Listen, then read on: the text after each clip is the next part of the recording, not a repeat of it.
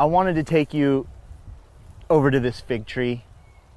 This is one of the superstars of the garden right now. This is a Desert King fig. So again, when we're thinking about choosing the right variety, it's really effective to choose the right variety for your climate.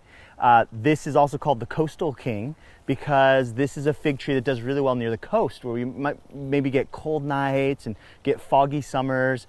This fig does really well.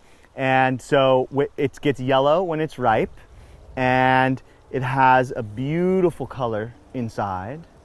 And it's crazy good.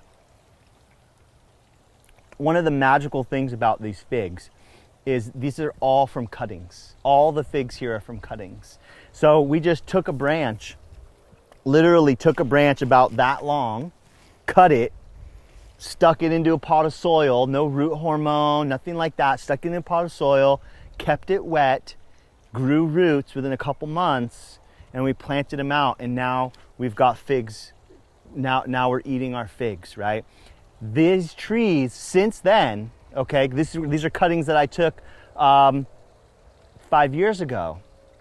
I've taken 100 cuttings off of this tree since then and planted fig forests all around my region.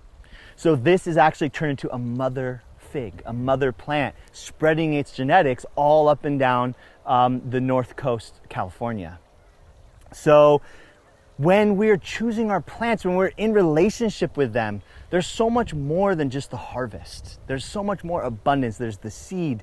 There's propagating them as mother gardens. There's harvesting them like those coppice groves.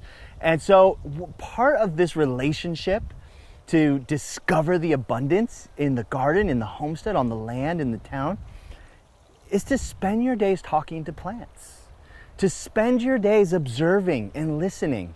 I'll walk out into the park near where I live, where it's all natives, and I know when the elderberry is ripe.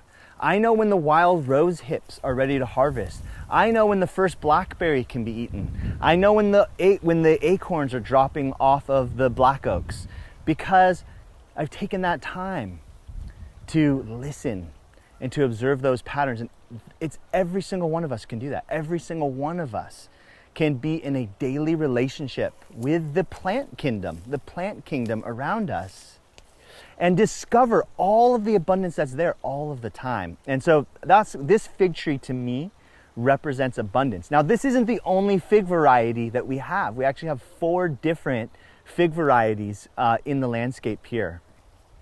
But what will happen eventually in many years to come is these trees will grow large and they'll get old. Fig trees can grow so old. And you can see that this tree is almost like a candelabra. The branches are wanting to lay down on the ground. And so one of the magical growing patterns of figs is that after a time, they'll lay their branches on the ground and root, and that new rooted section will turn into a new fig tree. And then decades later, that tree will lay down and create another one. And so there are fig trees that are hundreds of years old and literally cover acres of land. One fig that covers acres of land. That's what's possible. That's the abundance that's possible when we start working with species like these figs. So I'm really excited in this homestead to cultivate these interesting growth patterns with these figs. And eventually my grandkids, it's a legacy for whoever's on this land when I'm long gone. These figs are still going to be here, providing their abundance and their inspiration.